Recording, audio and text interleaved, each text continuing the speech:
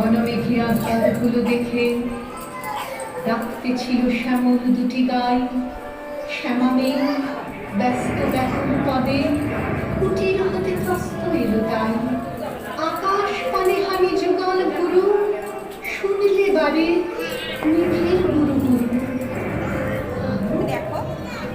তা সে যতই কালো দেখেছে তার কালো হরিণ চোখ।